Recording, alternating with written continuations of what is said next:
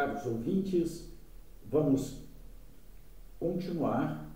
A segunda parte agora é a segunda parte do nosso texto, a criação, a revelação e a redenção no pensamento de Franz Rosenzweig.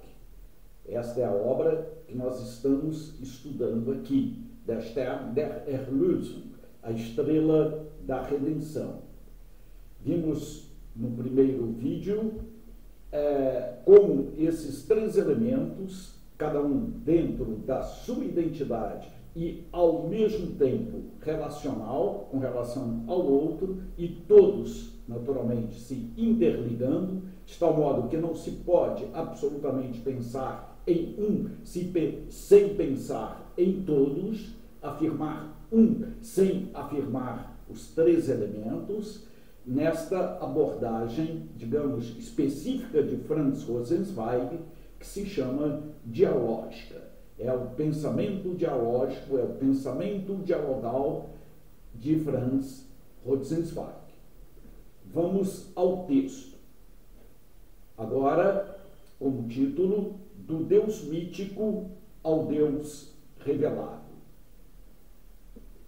No sistema do Der Stern der Erlösung, a revelação é definida como relação de Deus para com o homem, implicando, antes de tudo, em um processo de exteriorização, ou seja, em uma saída para fora de si do Deus mítico e que vai num sentido preciso.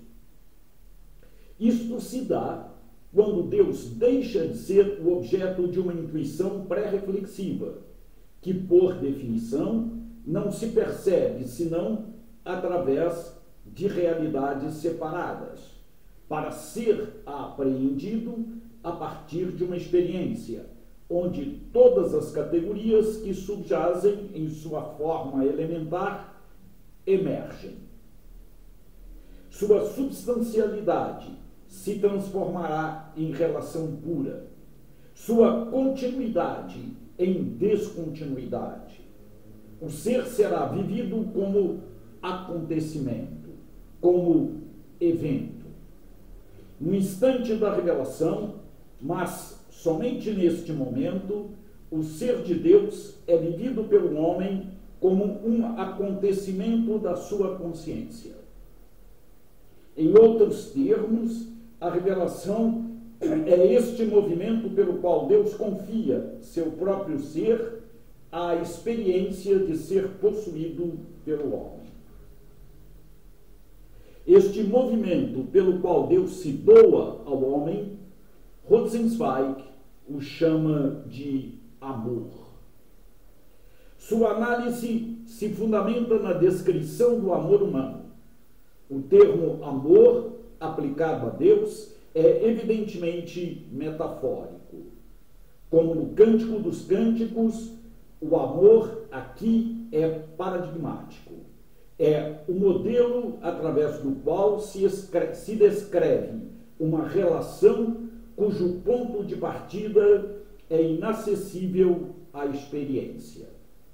Com efeito, a revelação só se constitui como experiência no seio da subjetividade humana, uma vez que a natureza própria desta experiência exige da subjetividade a natureza de si mesma.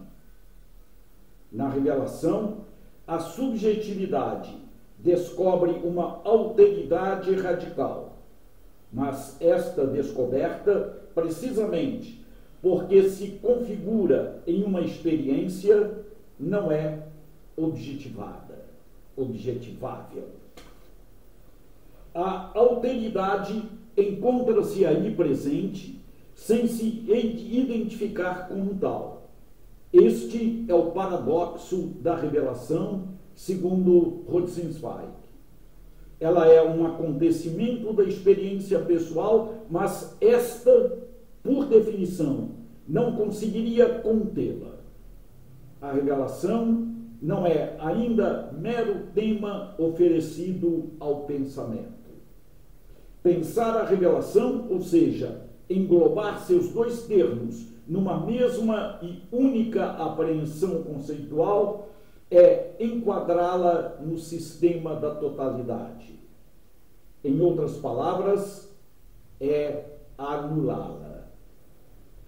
O exterior daquilo que se revela na experiência da revelação escapa, portanto, ao mesmo tempo à experiência e ao pensamento. Por isso, o quem da revelação, que só se nos revela por si, não a partir de um saber, só é evocado pela analogia, ou seja, em referência à experiência humana. No fundo, toda descrição que empreende Rosenzweig sobre o movimento de Deus na direção do homem é metafórica. Ainda mais, esta descrição toma emprestado seu vocabulário e sua síntese não da realidade da experiência individual, mas de um outro sistema de metáforas, o cântico dos cânticos, no qual tudo está subentendido. Toda esta análise do amor divino representa, em sua interpretação judaica tradicional, uma alegoria. Alegoria do amor de Deus por seu povo. A descrição de Rosenzweig sobre este amor divino se refere certamente ao amor do homem pela mulher, mas comporta também uma tradução, uma instância metafórica. Um elemento mediador se nos apresenta nestas palavras. A análise do amor de Deus pelo homem só é antropomórfica aparentemente. Na verdade, Rosenzweig aqui duplamente alegórica. O amor de Deus pelo homem, tal como cada uma das substâncias elementares em direção à outra, é um ato inteiramente gratuito. Não responde a uma necessidade, não vem suprir uma falta. A necessidade não deve ser nem uma qualidade de Deus, nem sua essência permanente. De fato, o amor não é desse jeito. Não é uma qualidade do amante, uma prerrogativa de quem ama. O fato de amar não é uma determinação a mais em se tratando de uma definição do homem. O amor é para o homem, por um instante, metamorfose, é metáfora também, é renúncia de si mesmo. No momento em que o homem ama, ele se torna amante, e só amante, se transforma em amante. O eu, enquanto suporte de qualidades, desaparece inteiramente no instante do amar, no instante do amor. Tornando-se amante, o homem morre para assim renascer. Citação do Destern. O amor é, em si, negação de si, não uma qualidade, mas um evento. Assim, não se poderia dizer Deus é amor, mas somente Deus ama. Por isso, o amor aparece sempre no presente. Quem ama só vive na fulguração do presente, torna-se um instante em que ama. Esta presença pontual, genuína, faz também com que o amor só possa ser exclusivo, mesmo que esta exclusividade possa constantemente mudar o objeto, mudar de objeto. Assim, em sua essência, amor é eleição, amor é acolhimento, amor é acolhida.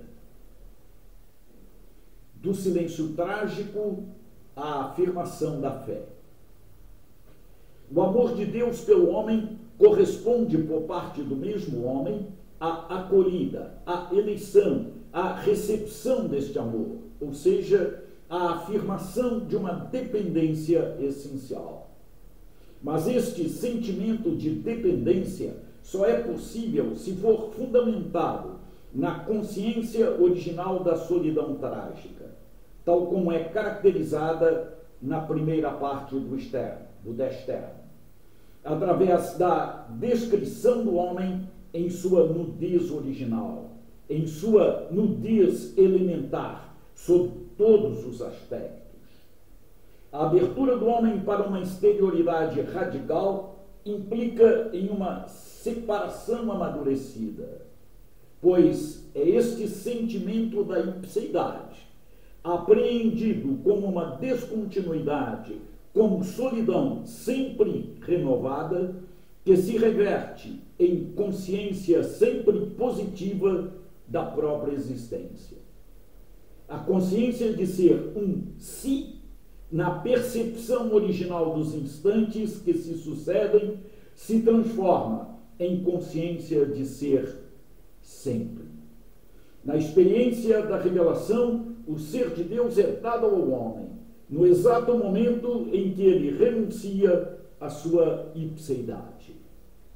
Pois é esta possibilidade, é esta passividade, que não é inação, a fórmula que Rosenzweig chama de alma.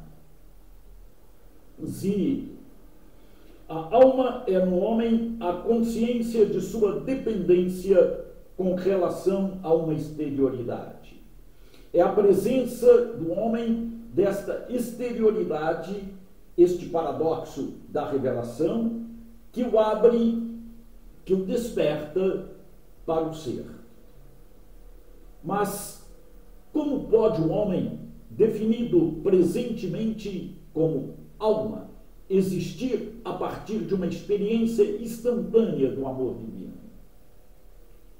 É que a passividade do homem, como amor, não é a de um objeto.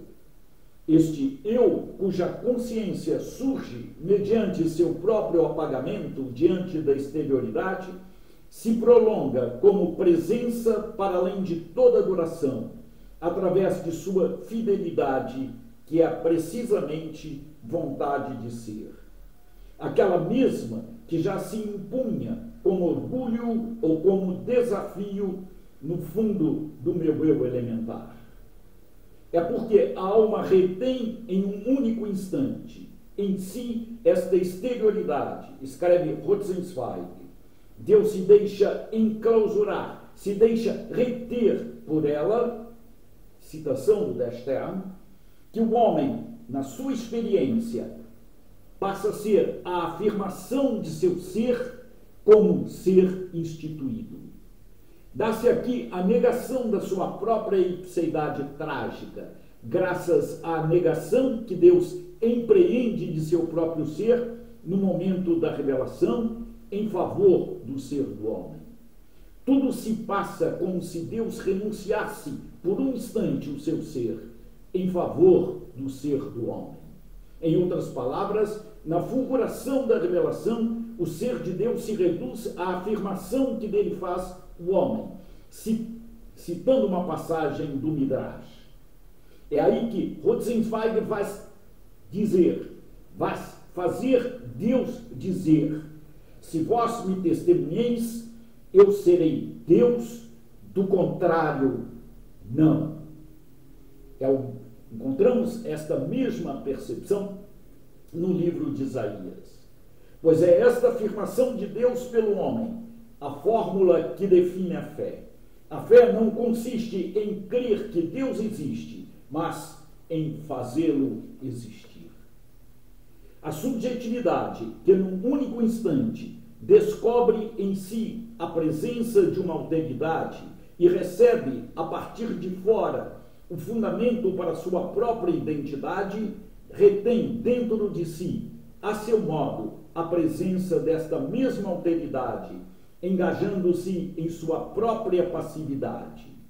Aceita e assume ser instituída a partir de fora, conferindo à exterioridade que a fundamenta uma duração, uma presença no tempo, em outros termos, um estatuto na ordem da existência. O diálogo da alma com Deus, o eu e o tu. Para descrever a experiência da revelação, Rosenzweig recorreu ao meio no qual viveu. Este contexto psicossociológico de Rosenzweig se expressa através da linguagem. Pois o autor recorre aqui à linguagem por oposição a um sistema de conceitos. Como a criação, a revelação não é algo para ser pensado, mas vivido, e sua realidade é confirmada pelas categorias da linguagem. Pois a criação, enquanto experiência do ser aí, está aí, Dasein, é lida através das modalidades de um relato da revelação, enquanto descoberta de uma alteridade fundamental, e deve ser interpretada a partir do próprio exercício da palavra, na medida em que toda palavra se dirige a um interlocutor mediante formas de diálogo. No efeito, entre as três relações fundamentais que estruturam a ordem da existência, só a revelação é capaz de colocar face a face duas delas, uma se abrindo para a outra mediante o exercício da palavra. A negação de Deus, ao confiar ao homem a função de afirmá-lo, se realiza precisamente através desta palavra, ou seja, no mandamento do amor.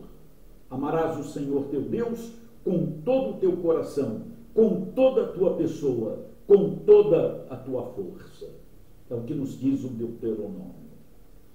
Trata-se aqui precisamente da palavra concebida não como simples produção de sons articulados, mas como abertura de si a outrem, definindo o homem aberto para a existência enquanto falante, por oposição ao mutismo do herói trágico. Ora, se assim o é, a palavra, se é comum ao homem e a Deus o falar recíproco, então palavra só pode ser diálogo, ou melhor, palavra só se constitui como tal através de um falar do outro. O caráter analógico deste diálogo implica em uma leitura que comporta duas chaves hermenêuticas diferentes. Em se tratando da palavra do homem, a compreensão do que é aí dito deve ser literal, ao passo que a palavra atribuída a Deus só pode ser entendida em sentido metafórico. Esta distinção esclarece o princípio estruturante da composição deste diálogo místico. A experiência da revelação é aí relatada mediante uma longa alternância de perguntas e de respostas, onde Deus e o homem discutem com réplicas e tréplicas. Mas neste diálogo, a parte que compete a Deus é feita por uma sucessão de citações bíblicas, enquanto que a voz do homem se expressa com os próprios termos da liturgia sinagogal. Em outras palavras, Rosenzweig se preocupa em resguardar com extremo respeito e cuidado a palavra de Deus, a fala de Deus. E, através desta meditação dos textos bíblicos, que a fala de Deus é relatada e nos é dirigida. É verdade que as respostas do homem são expressas através de citações. São textos litúrgicos que exprimem diretamente a voz do homem, significando, sic et simpliciter, que a experiência da revelação, apesar de seu caráter eminentemente pessoal, é na realidade subentendida por uma experiência religiosa coletiva. Os textos bíblicos que fazem Deus falar são, ao contrário, eles próprios citações. Reportam a Deus como a um Ele, tratam-no como uma terceira pessoa, Ele, este cuja verdade ou cuja verdadeira essência está ausente no texto. O texto só fala sobre ele, ou cita a sua palavra, citação de uma citação. O texto de Rosenzweig evoca a Deus. sempre unicamente através desta dupla distância metafórica. Dizer que a experiência da revelação se constitui no seio da subjetividade humana passa a ter, a partir de então, um significado muito concreto. É na oração comunitária, refiro-me aqui, sobretudo, à liturgia do Yom Kippur, que o homem faz a experiência da revelação. Assim, é a partir desta realidade religiosa, quase sociológica, que o diálogo místico da alma com Deus se realiza, subentendido a experiência da Bíblia e da liturgia como uma verdade escondida. Neste segundo livro da obra do Destern, esta referência ao judaísmo através de citações litúrgicas permanece ainda mais ou menos oculta em segredo. O estudo das formas coletivas da vida religiosa judaica, o objeto principal da terceira parte da obra, só contém a descrição da experiência da revelação que se apresenta aqui, implicitamente, como essencialmente pessoal. O caráter pessoal da vida religiosa não é negado.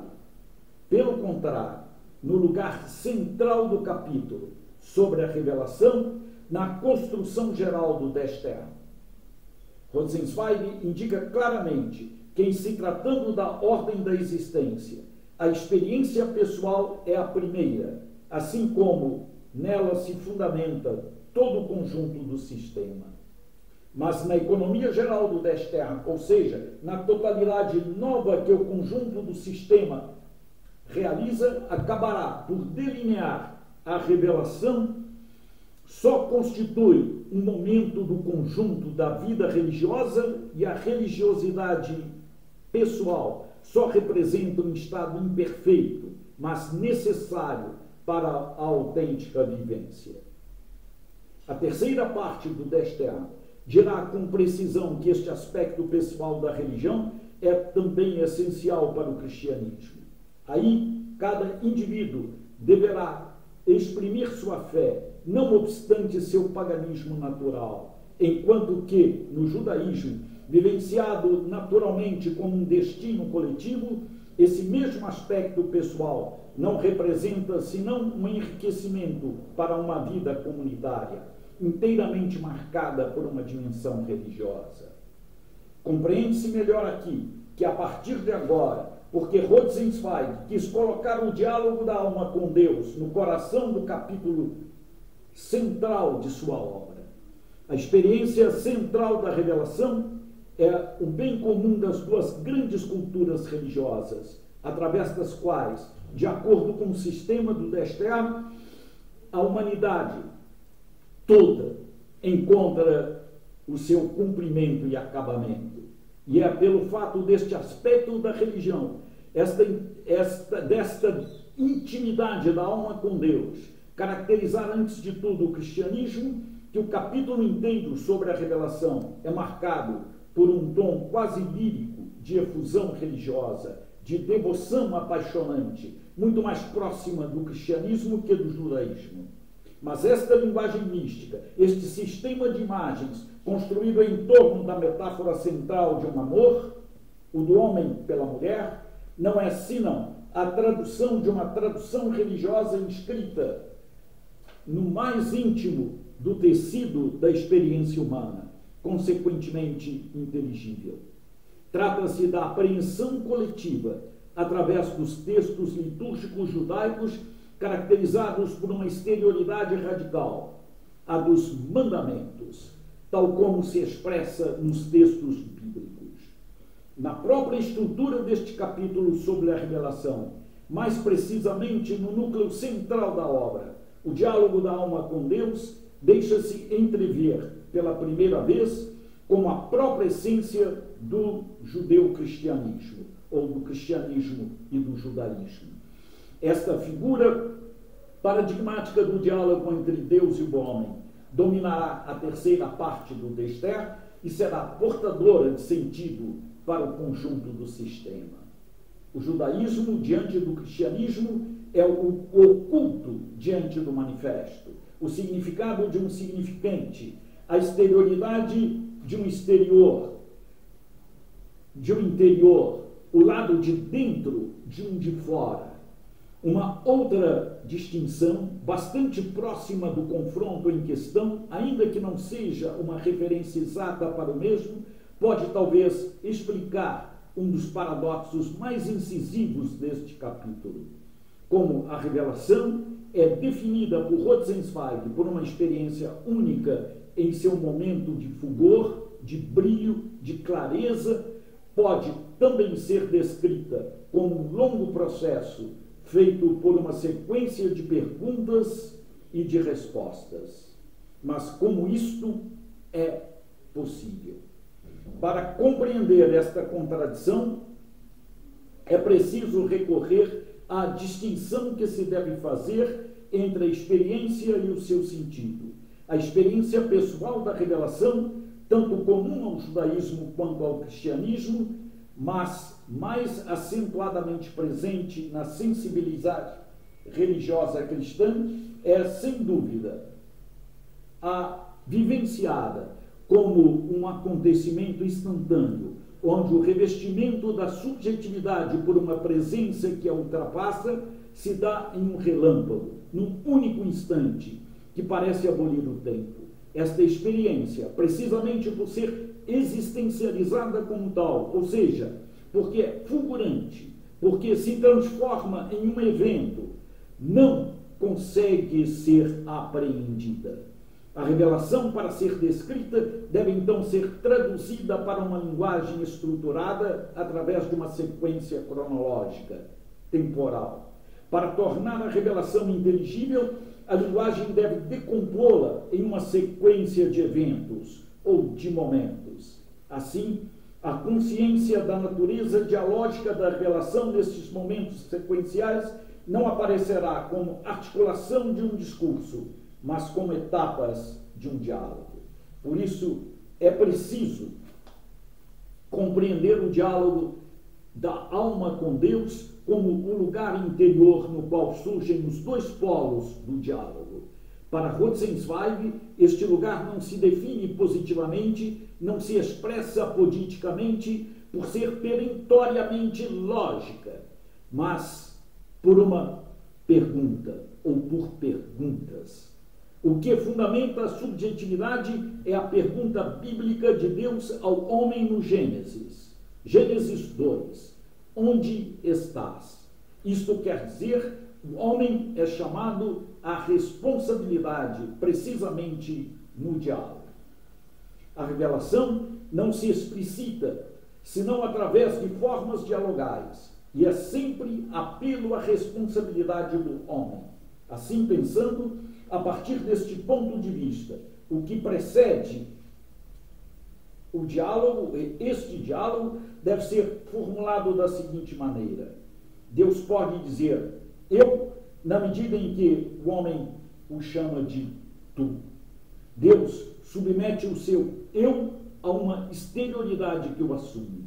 Mas, por outro lado, o eu do homem se constitui como modelo teórico, como um paradigma construído para tornar a experiência da revelação inteligível, ela que, por si mesma, é indizível. Assim, este modelo expressa a realidade sem sê-la. Nem a experiência religiosa do indivíduo, nem mesmo a da comunidade, em oração, se dão necessariamente conta do processo completo, inteiro do diálogo. Mas toda experiência religiosa pode se referir a um de seus momentos. E cada um desses momentos pode ser vivenciado com a intensidade da revelação toda.